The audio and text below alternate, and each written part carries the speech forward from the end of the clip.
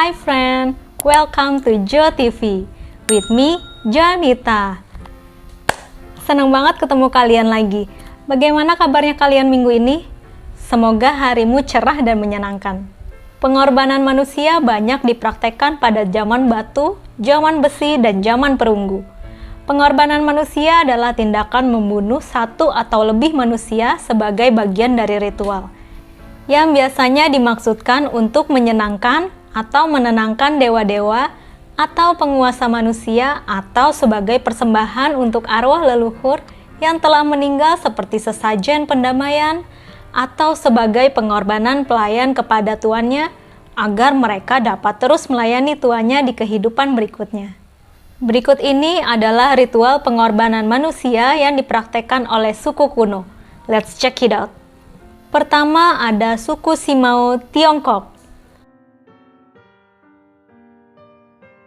Baru-baru ini para arkeolog menemukan bukti baru tentang pengorbanan manusia di Cina yang telah berlangsung selama 4.000 tahun yang lalu.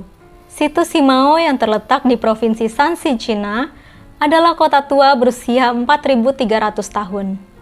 Dalam situs Simao ditemukan piramida raksasa dengan tinggi 230 kaki dan lebih dari 6 mil reruntuhan dinding yang melindungi piramida. Awalnya reruntuhan tembok ini dikira bagian dari tembok besar Cina. Tapi setelah dilakukan penelitian dan penggalian lebih dalam lagi, ternyata ditemukan bahwa bangunan di kota ini dibangun lebih dulu dari tembok besar Cina. Setelah dilakukan penggalian, ditemukan banyak artefak dari batu giok, lukisan mural, dan yang paling mengejutkan adalah ditemukannya 80 tulang tengkorak kepala manusia yang terkumpul dalam 6 lubang. Tengkorak kepala manusia tersebut dibagi dalam 2 kelompok. 24 buah ditempatkan di depan gerbang dan lainnya di sepanjang tembok timur. Setelah diidentifikasi, tengkorak kepala manusia ini adalah tengkorak-tengkorak milik perempuan-perempuan muda yang dikorbankan atau sebagai tumbal yang digunakan dalam pembangunan dinding kota. Tengkorak kepala ini diletakkan pada fondasi tembok.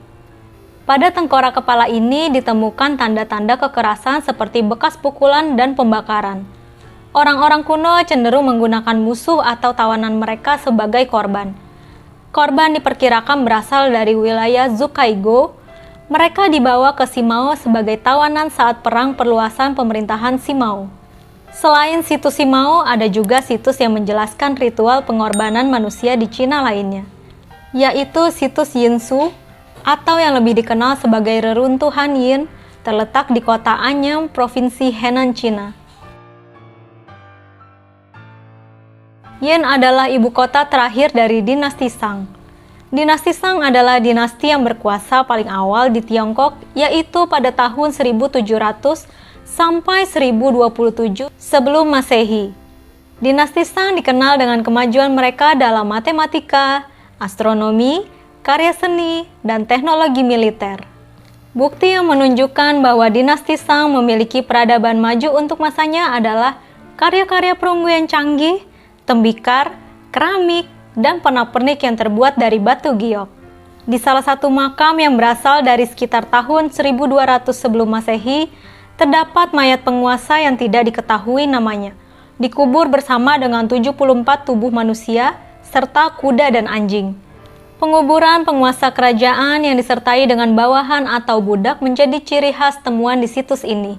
Diketahui bahwa penguasa Shang akan mengirim kelompok untuk berburu dan menangkap anggota suku primitif untuk digunakan sebagai mayat korban di situs pemakaman kerajaan. Salah satu contohnya adalah yang ini. Sebuah tengkorak kepala manusia yang tertusuk panah perunggu. Di situs ini ditemukan juga 109 prasasti tulang atas nama Fu Hao, yang dikenal sebagai makam Fu Hao, seorang permaisuri raja dan juga seorang jenderal militer dinasti Shang yang termasyhur. Praktek pengorbanan manusia tampaknya telah berhenti atau menjadi sangat langka pada saat Tiongkok dipersatukan pada tahun 221 sebelum Masehi oleh Qin Shi Huang, kaisar pertama Tiongkok. Kaisar Qin Shi Huang mengganti korban manusia dalam ritual pemakaman kerajaan dengan tentara terakota. yaitu ribuan prajurit yang terbuat dari tanah liat yang dibuat seukuran manusia aslinya yang memungkinkan kaisar untuk membawa pasukan bersamanya ke alam baka tanpa mengorbankan prajurit di kehidupan nyata. Next ada suku Inka. Suku Inka adalah suku yang ada pada masa pemerintahan kerajaan Inka di wilayah kerajaan yang sekarang bagian dari negara Peru pada tahun 1438 sampai 1533. Kerajaan Inka berpusat di pegunungan Andes. Suku Inka melakukan pemujaan kepada dewa-dewa. Salah satu kebudayaan dari orang Inka adalah Kapak Raimi atau perayaan akbar Dewa Matahari. Perayaan ini diadakan di Cusco selaku ibu kota. Pada perayaan, kaisar mempersembahkan secangkir emas bir yang dianggap suci dan menyembelih seekor ilama putih sebagai persembahan. Perayaan ini bertujuan untuk meminta bantuan dan perlindungan dari Dewa Matahari. Selain menyembelih ilama, suku Inka juga mempersembahkan korban manusia. Praktek pengorbanan manusia zaman Inka ini dikenal dengan ritual Kapakocha. Pada 8 September 1995, arkeolog Johann Reinhardt dan asistennya Miguel Zarate menemukan mumi beku yang diperkirakan telah berumur 500 tahun di puncak Gunung Ampato, gunung berapi yang tidak aktif di Andes. Mumi ini adalah mumi seorang gadis Inka abad ke-15. Mumi tersebut dikenal dengan nama mumi Juanita.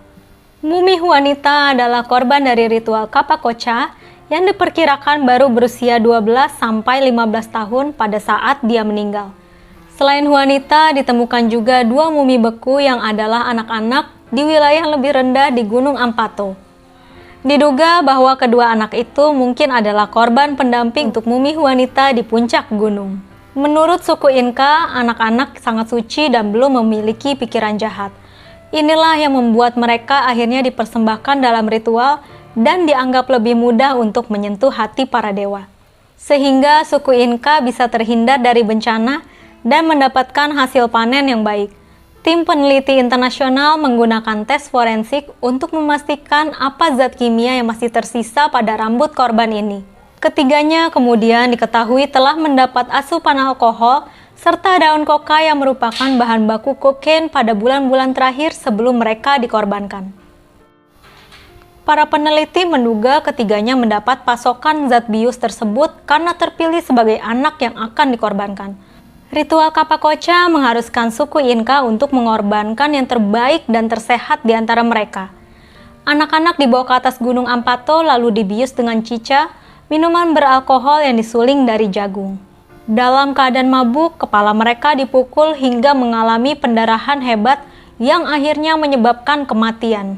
Setelah kematian, tubuh korban diletakkan di atas lempengan batu dan dibiarkan tersambar petir. Suku Inka menganggap jika anak-anak yang menjadi korban disambar petir, maka dewa-dewa akan senang dan menerima kehormatan besar karena dewa menunjukkan ketertarikan padanya. Anak-anak digunakan sebagai perantara antara dewa dan orang-orang bumi. Oh no, mereka masih anak-anak. Yang ketiga ada suku Maya. Suku Maya adalah kelompok suku yang tinggal di semenanjung Yucatan, Amerika Tengah, yang berbatasan dengan Samudra Pasifik di sebelah barat dan Laut Karibia di sebelah timur. Pengorbanan manusia juga terjadi di suku Maya yang terlihat dari relief ini. Sebuah pahatan di lapangan bola besar di Chichen Itza yang menggambarkan pengorbanan dengan cara pemenggalan serta dalam teks-teks hieroglif dari zaman klasik. Menurut kepercayaan Maya, para dewa membutuhkan tumbal darah dan pengorbanan manusia dianggap sebagai pengorbanan darah yang paling berharga kepada para dewa. Maka dari itu, sebagian besar ritual Maya berujung pada upacara pengorbanan manusia. Cara yang paling sering digunakan oleh orang Maya adalah pemenggalan dan pengambilan jantung. Mereka juga melakukan pengorbanan dengan menembakkan anak panah, melempar tumbal ke lubang reruntuhan yang dalam, memakamkan mereka hidup-hidup untuk mengiringi pemakaman bangsawan, atau dengan mengikat tumbal untuk mengeluarkan isi perut mereka. Para imam suku Maya di kota Chichen Itza mengorbankan anak-anak untuk memohon kepada para dewa agar hujan dan ladang subur dengan melemparkan mereka ke gua lubang pembuangan suci yang dikenal sebagai cenote. Gua-gua tersebut berfungsi sebagai sumber air bagi bangsa Maya dan juga dianggap sebagai pintu masuk ke dunia bawah. Arkeolog Guillermo de Anda dari Universitas Yucatan mengumpulkan tulang dari 127 mayat yang ditemukan di dasar salah satu gua suci Chichén Itzá dan menemukan lebih dari 80% kemungkinan adalah anak laki-laki berusia antara 3 sampai 11 tahun. Oh God, anak-anak lagi. Dan 20% lainnya sebagian besar adalah pria dewasa. Anak-anak lebih dulu dicat biru, lalu dilemparkan hidup-hidup ke kuburan berair dengan tujuan untuk menyenangkan dewa hujan Maya, yaitu Chak. Beberapa anak secara ritual dikuliti atau dipotong-potong sebelum dipersembahkan kepada para dewa. Keempat, ada suku Aztec. Aztec adalah peradaban Mesoamerika yang berkembang di kawasan tengah Meksiko. Masyarakat Aztec terdiri atas bermacam-macam suku bangsa dan hidup pada abad ke-14 sampai 16. Pada tahun 1519, penjelajah Hernán Cortés menaklukkan ibu kota Aztec, Tenochtitlan. Ia melakukan pengamatan dan menulis laporan tentang praktik pengorbanan manusia. Bernal Díaz del Castillo yang berpartisipasi dalam ekspedisi Cortés sering menyebutkan pengorbanan manusia dalam memoarnya True History of the Conquest of New Spain. Ada sejumlah catatan bekas tentang pengorbanan manusia yang ditulis oleh para biarawan Spanyol yang berhubungan dengan kesaksian para saksi mata asli. Catatan sastra telah didukung oleh penelitian arkeologi. Sejak akhir 1970-an, penggalian sesajen di Piramida Agung Tenochtitlan dan situs arkeologi lainnya telah memberikan bukti fisik pengorbanan manusia di antara para orang-orang Mesoamerika. Seperti suku kuno lainnya, bangsa Aztec juga melakukan pengorbanan manusia sebagai tanda penghormatan kepada para dewa. Dalam legenda 5 matahari Aztec, disebutkan bahwa semua dewa mengorbankan diri mereka sendiri agar umat manusia bisa hidup. Para imam-imam di Aztec berkata, hidup adalah karena para dewa. Dengan pengorbanan mereka, mereka memberi kita kehidupan, mereka menghasilkan rezeki kita yang memelihara kehidupan. Pengorbanan manusia dianggap sebagai pembayaran hutang mereka kepada para dewa. Dalam prosedur ritual yang biasa, korban yang telah dipilih akan dibawa ke puncak candi. Korban kemudian akan diletakkan di atas lempengan batu sebuah cakmo oleh 4 imam dan perutnya akan dibelah oleh imam kelima dengan pisau upacara yang terbuat dari batu. Bentuk pengorbanan manusia yang paling umum adalah ekstrasi hati. Suku Aztec percaya bahwa jantung adalah tempat duduk individu dan bagian dari panas matahari. Dekakmo adalah alat keagamaan yang sangat penting yang digunakan selama pengorbanan. Imam suku akan mengambil hati korban yang akan ditempatkan dalam sebuah bejana batu seperti altar yang disebut juasikali. Dan tubuh korban kemudian akan dilemparkan ke bawah tangga kuil.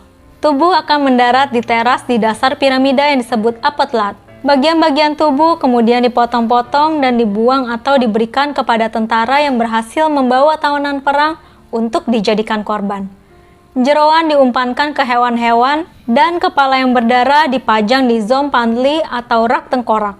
Untuk mentahbiskan kuil, suku Aztec telah mengorbankan sebanyak 4.000 orang secara total. Yang dijadikan korban persembahan beragam. Biasanya orang yang telah terjerat utang atau melakukan beberapa kejahatan, tawanan perang, atau anak-anak yang ditawarkan oleh orang tuanya sendiri. Gimana rasanya seandainya kalian hidup pada zaman itu? Tulis di komentar ya. Last, ada bangsa Viking. Viking adalah suku bangsa dari Skandinavia, semenanjung bagian utara Eropa yang berprofesi sebagai pedagang, peladang, dan paling terkenal sebagai perompak yang menjarah di antara tahun 800 sampai 1050. Mereka memanggil diri mereka sebagai Norsemen, artinya orang utara.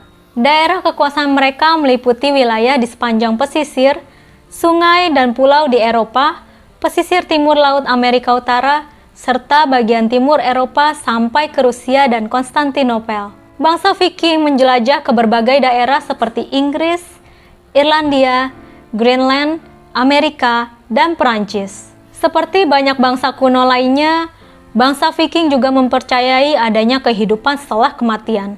Dikarenakan kepercayaan terhadap akhirat, maka bangsa Viking juga membawa harta duniawi mereka bersama ke liang kubur. Viking percaya bahwa prajurit yang gugur dalam pertempuran akan mendapatkan hak untuk memasuki Valhalla, yaitu sebuah aula besar yang terletak di Asgard, wilayah yang diperintah oleh Dewa Odin. Di sana, para prajurit yang jatuh akan berpesta dan bertempur sampai kedatangan Ragnarok, yaitu pertempuran para raksasa es dan api yang akan menggabungkan kekuatannya untuk melawan para dewa dalam pertempuran yang akan menghancurkan planet atau bisa disebut kiamat. Oleh karena itu, penting bagi Viking yang mati untuk diperlengkapi dengan peralatan yang diperlukan untuk perjalanan mereka. Salah satu benda yang paling penting yang diperlukan oleh Viking yang mati adalah sebuah kapal perang.